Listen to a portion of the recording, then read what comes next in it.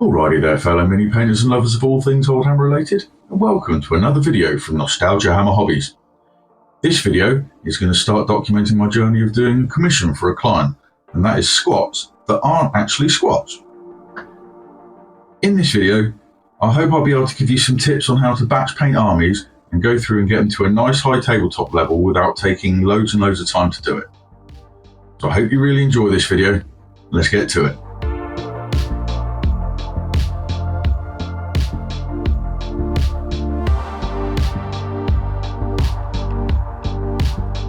These miniatures aren't truly authentic Citadel sculpts from the Rogue Trader era. They're actually from a third-party company called Macrocosm, which are a UK-based company, and you can still buy these today, and they're for quite a reasonable price. In the description below, I will put a link to their website. I am not being sponsored by them, paid by them, or affiliated with them in any way, but looking at these sculpts, they're really nice and very crisp, and they certainly do hit that classic Warhammer Rogue Trader sort of vibe, at least for me. The detail on them is quite crisp and very nice.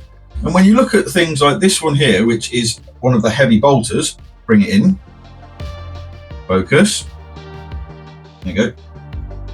The detail and the crispness is there and very nice, and it does have that like Space Dwarf biker sort of vibe. Like, for example, when you look at one which has, let's find one I like as well, which is, here we go.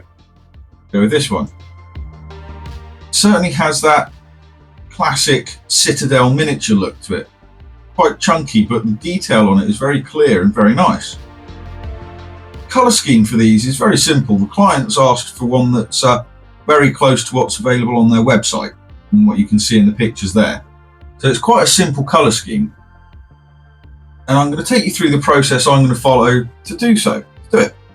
So I hope you enjoy it. It might not be a very long video this time round, and again, I know they're not authentic Citadel classic miniatures, but I hope that people will enjoy this.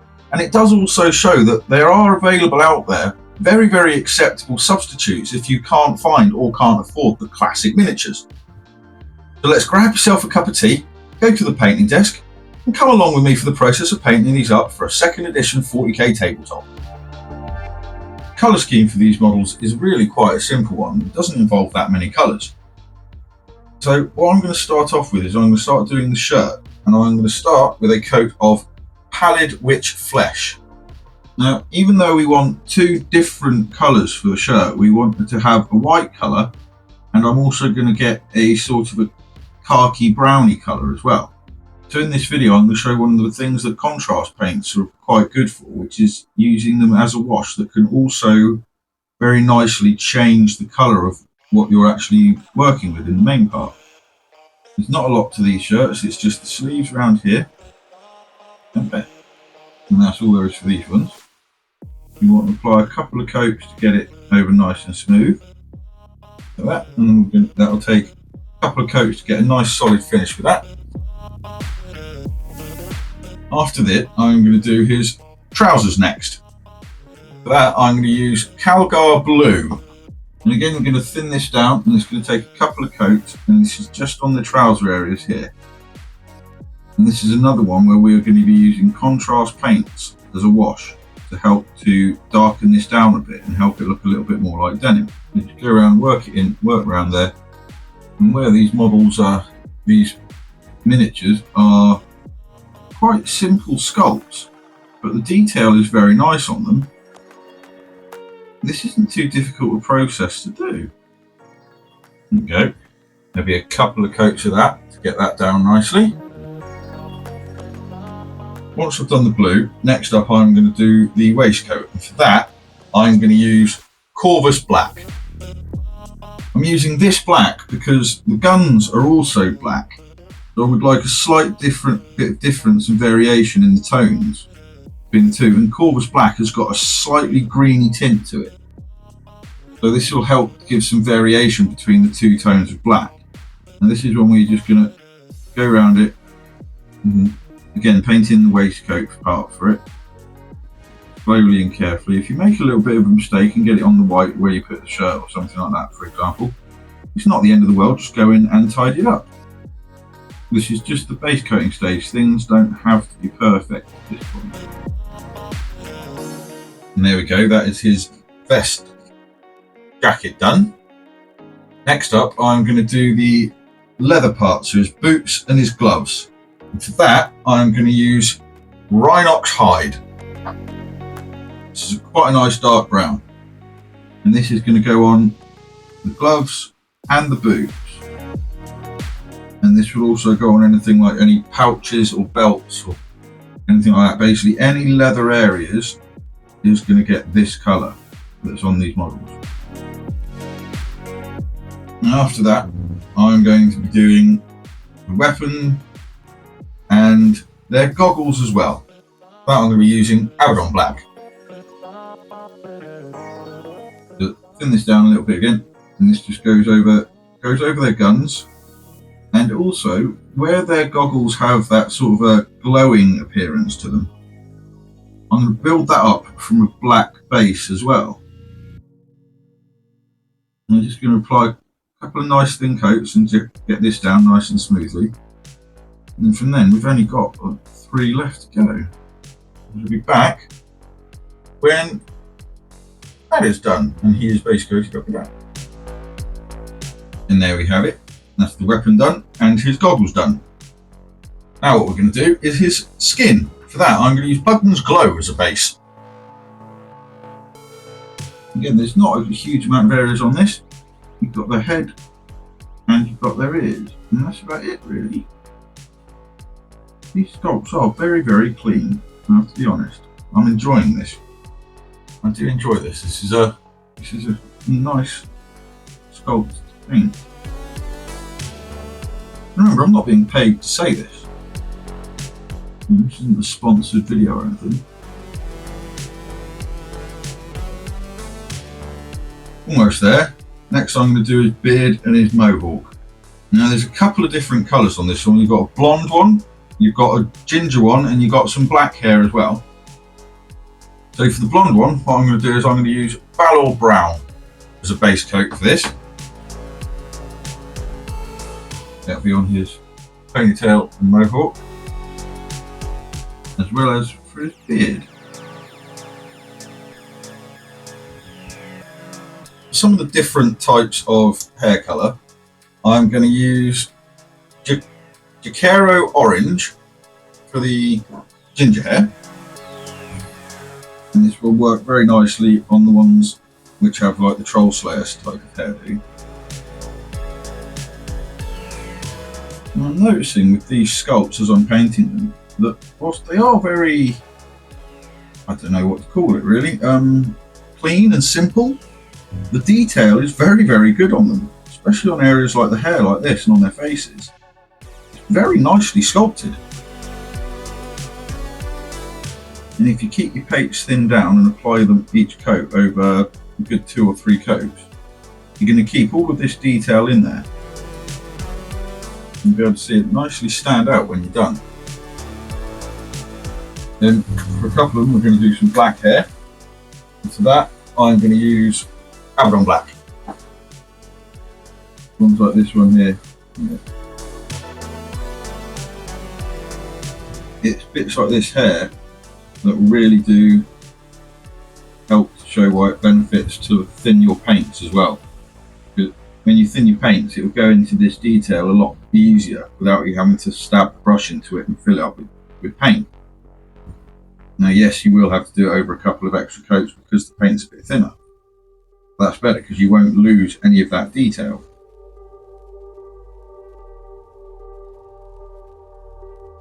And the last variant of hair colour I'm going to do is a brown, and for that I'm going to go with Gawthor Brown as a base.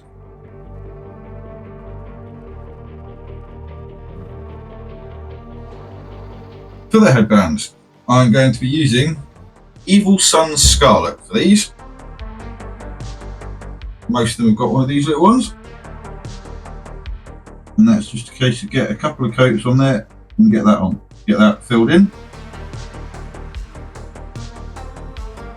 And then finally for base coats, we've got one with a gas mask, and the heavy weapons dudes have got these shoulder pads on them, which look like a bit padded. So I'm going to paint them with the same colour, which is going to be Lauren Forest. And this is quite a nice sort of a camo-y green colour that when we put the wash over it, will darken nicely down. The only thing I would say about this sculpt is this gas mask does not make it look like a dog muzzle.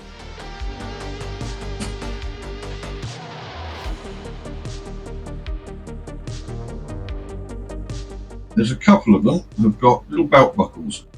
Those I'm going to use lead belcher as a base for that. Not many have got this, just a couple in this little one. So I'm just going to pick that out there. Okay. And we are almost there.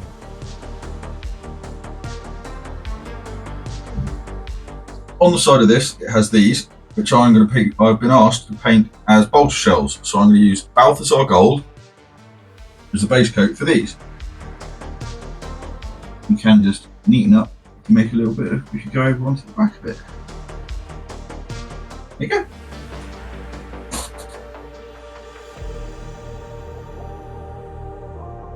We shall be back in a minute.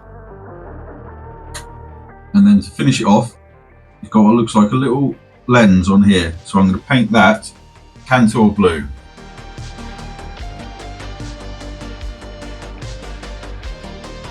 So there's a little one in here, which I'm going to get a thinner pointer brush and try and get the Tantor blue directly into the little hole there.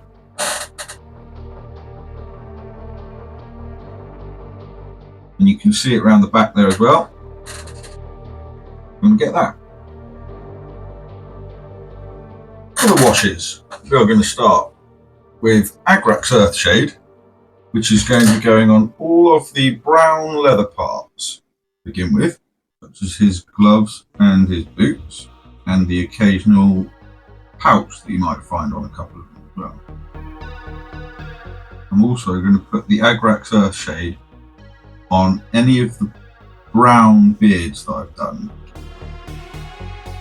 And it is also going to go over the brass I've done for the bolter shells.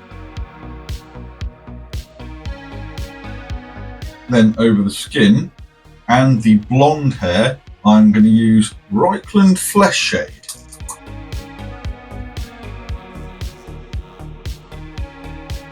For their blue trousers, I'm going to use a contrast paint, and it's going to be Griff Charger Grey. Using contrast paints like this can help to change the tone of the colour you're actually using a little bit, as well as still be used as a wash.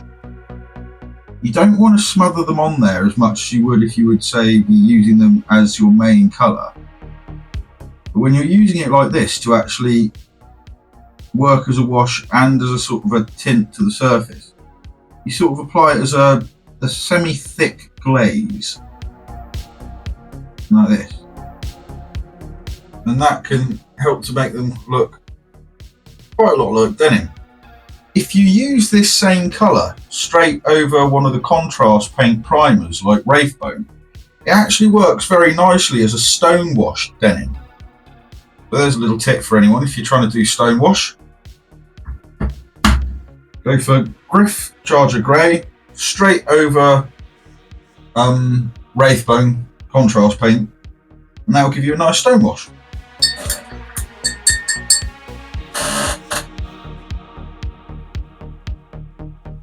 For the ginger hair, I'm going to use Fugan Orange. This will help to give that Chicaro orange a nice fiery tone to it.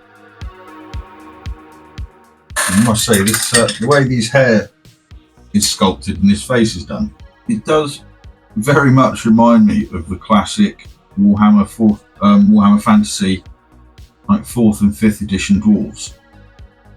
These models do have quite a nice old Hammer vibe to them.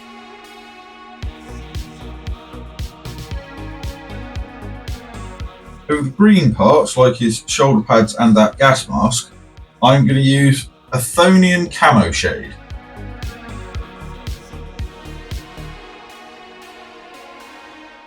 their shirts, I'm going to do two different colours. I'm going to go for a greyer white shirt and a sort of a very pale browny shirt. And for that, we're going to use contrast paints again. For the grey one, over the pallid witch flesh, what I'm going to use is the Silicanum Grey contrast paint. Now again, you don't want to slop this on. You want to use it as a sort of a controlled wash, where you're using it just to skim over the surface like that, but actually settle in the recesses more. And for the sort of a tan that we're going for, we're going to use Skeleton Horde contrast paint and apply this in the same way. So not quite like you're doing an actual, say, skeleton or something where you proper get it all out there. You want to sort of use it as a wash again, like I'm doing, where it's controlled, but using as a stain as well for the surface. At this point, it's also a good idea, I think, to pick out their eyes. So I'm going to use some Nuln Oil for this. And where you've got a couple where they've actually got the eyes sculpted in, what we're going to do is just carefully put in a bit of Nuln Oil there just to help define that eye. And that'll make it a bit easier for us when it comes to painting the highlights on the face.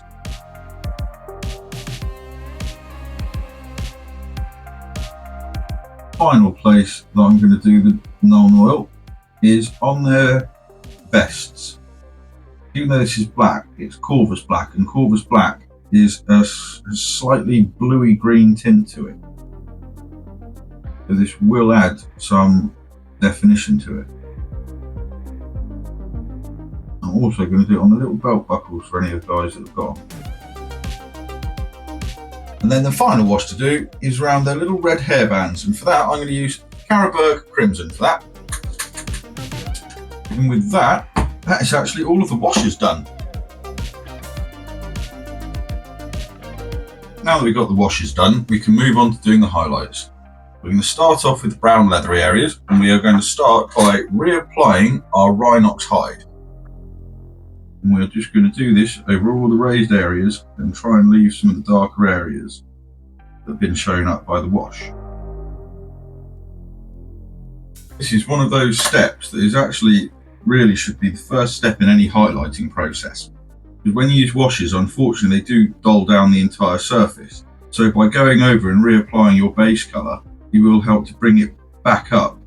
And it also works to help accentuate the parts where the wash has actually settled as well.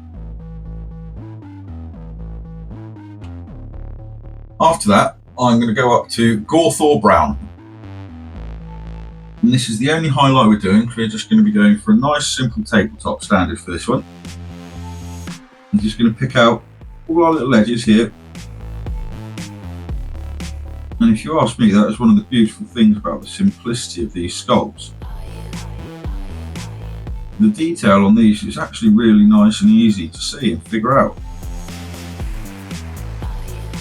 For the brown hair on any of them, I'm going to use Bane Blade Brown for that. And again, where the detail on these is nice and chunky, you can just overbrush on these. You don't have to meticulously paint in each individual strand of hair. Make sure you haven't got too much paint on your brush.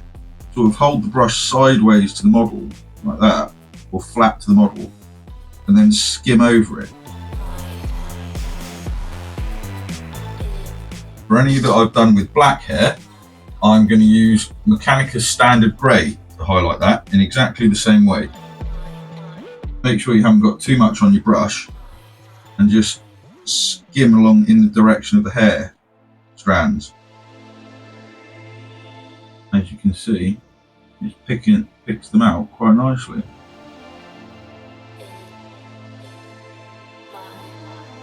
For the blonde hair that I've done, I'm going to highlight with Zamesi Desert. And I'm going to do this in the exact same way again, making sure there's not too much paint on the brush, and just taking the brush along in the direction of the hairs and just sort of overbrushing them.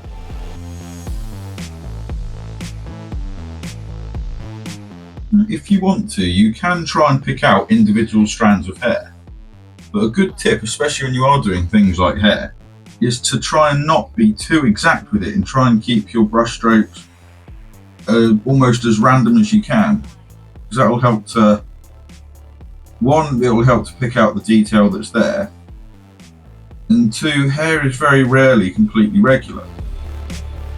So if you build them up with some thinned down paint and build it up over a couple of layers, you'll help to build up that sort of impression of texture as well. And for the ginger hair, I'm going to be using Troll Slayer Orange.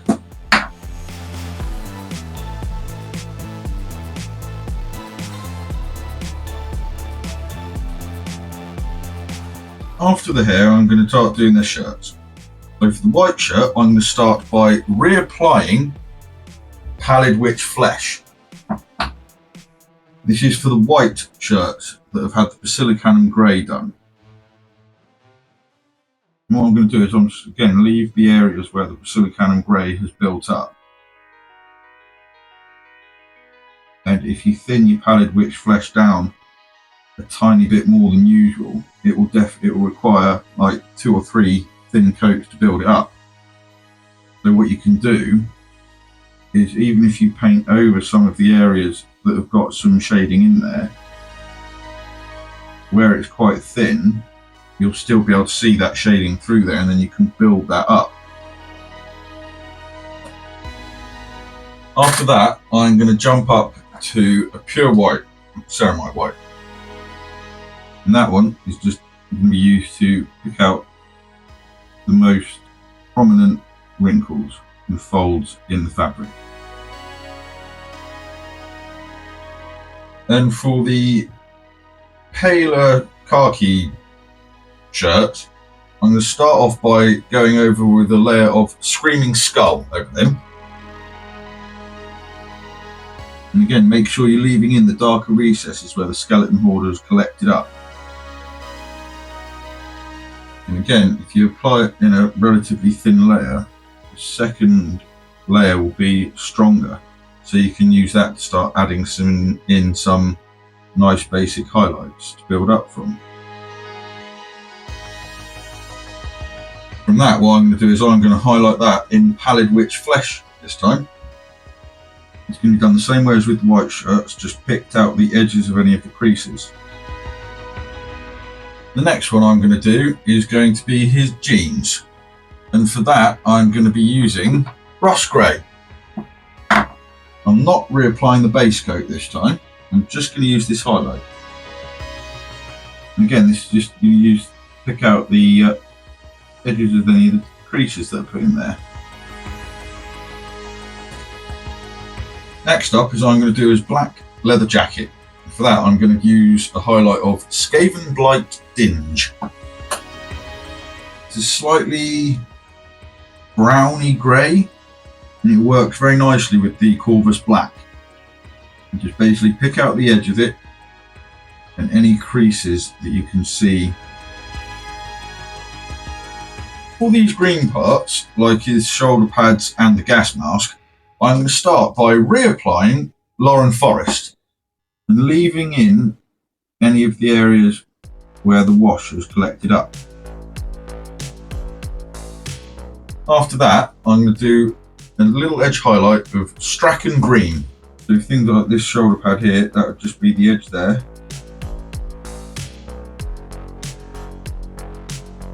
To highlight the black weapons, what I'm going to do is I'm going to use Dawnstone. This is brighter than Mechanicus Standard Grey, but if you're going to go for a nice simple tabletop with just one edge highlight, sometimes it's a bit of a better idea to go a tad brighter than you normally would think to. So that way you can go not quite as far with the amount of highlights, but still make them noticeable. In this part here, if you just turn the models to a side, there's quite a few lines. I'm using the heavy bolter / missile launcher here to highlight, but all of them have got some quite decent little edges to them. So if you just keep turning the model round and holding it so that you can skim your brush along these edges, you should find that picking them out isn't too hard. And I know I've said this a couple of times during this video, but these models really do remind me of like quite a simpler sort of old hammer style of sculpting, where the detail is here. It's definitely here, but it's not majorly sharp and crisp like it is now. It very much has that slightly rounded feel to the corners and the edges, like you get from the old hammer style, or from the old hammer casts, and it's very simple and clean. And I say, nearly all these edges have been really nice to pick out. Next up, I'm going to do the face. Before I highlight the face, it's a good point to do the eyes. So, where we put a little bit of Nuln Oil in when we did the washes, it's highlighted the eyeball a little bit. So I'm going to start by using some Pallid Witch Flesh, and I'm going to use my thinnest brush that I've got. And I'm going to try and be as accurate as I can and just start painting in the eye.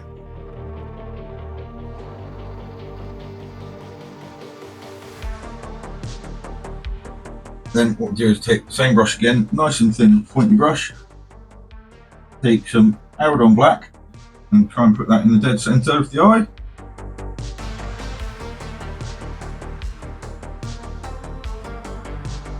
There we go. The good thing is that if you're doing it at this point and you make a mess, you can easily just go back in and touch it up again. For his face, what I'm going to do is I'm going to start by reapplying Bugman's Glow. I'm just leaving in the darkest little recesses.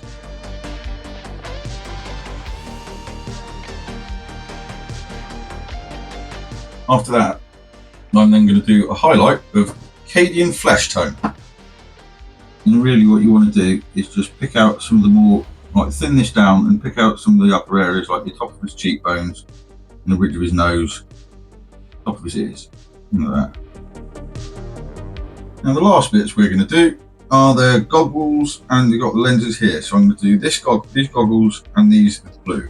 So what I'm going to start by doing is taking some Calidor Sky, and for the goggles I'm going to thin this down quite a lot. So it's like quite a watery glaze, but it's not full opacity. And what we're going to do is I'm going to glaze it from about the bottom of it, go around the edge of it like that, and work it into the centre, and then do around the top as well, and work that into the centre, and then just fill in about half of it, and do the same on the other side.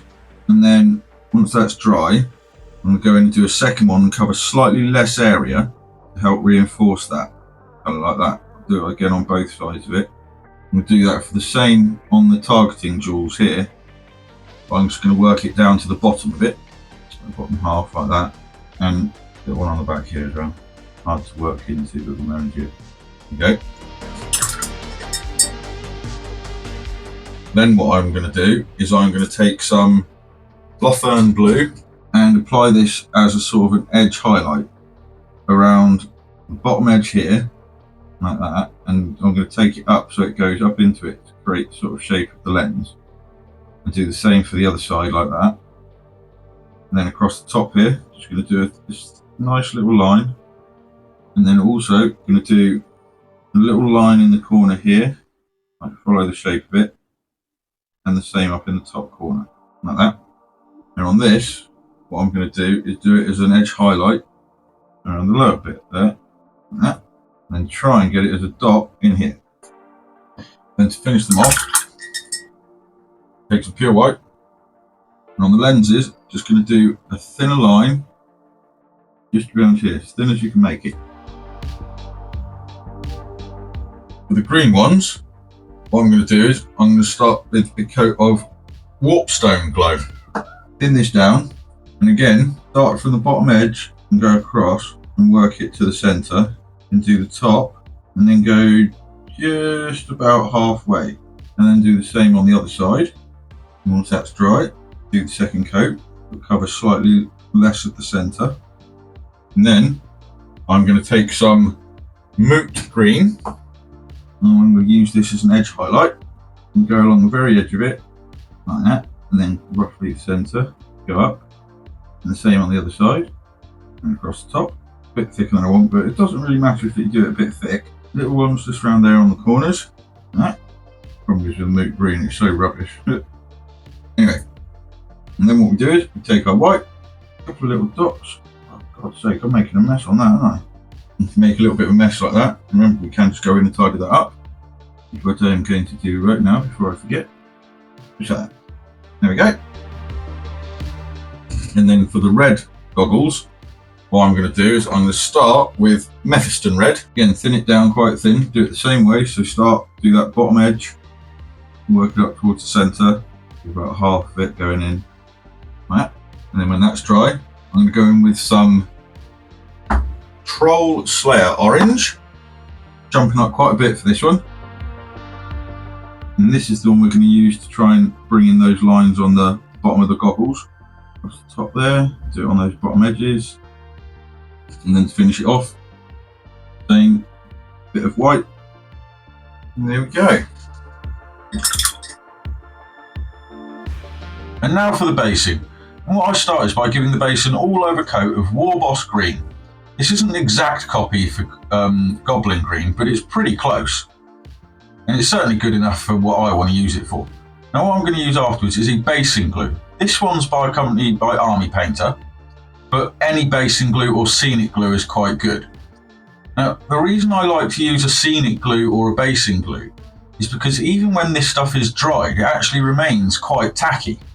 And also when you're using the sawdust flock like I use, it absorbs into the sawdust flock very nicely and you can hold on quite a decent bit of it. So what I'm going to do is I'm going to put quite a thick coat of this all over it. And I do mean quite a thick coat because this dries quite quickly as well. And then once I've got the glue all over the base, what I use is this stuff, which is a sawdust flock. You can get this from basically any model store that sells something to do with model railways will probably sell this. Or you can get it online as well, eBay, Amazon, anywhere like that. And like I said, it's sawdust flock. It's a greeny yellowy mix. You just put the base in it as normal, like we would with anything. Just give it a bit of a shake off. And like I said, this basing glue holds the stuff on very, very nicely indeed.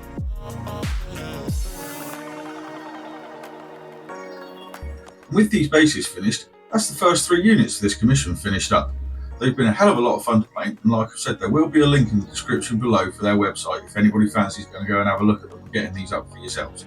I'm not affiliated with, sponsored by, or linked with this company in any way, shape or form, and they don't even know I exist really, but they have been really nice models to paint, a hell of a lot of fun, and the detail on them is great.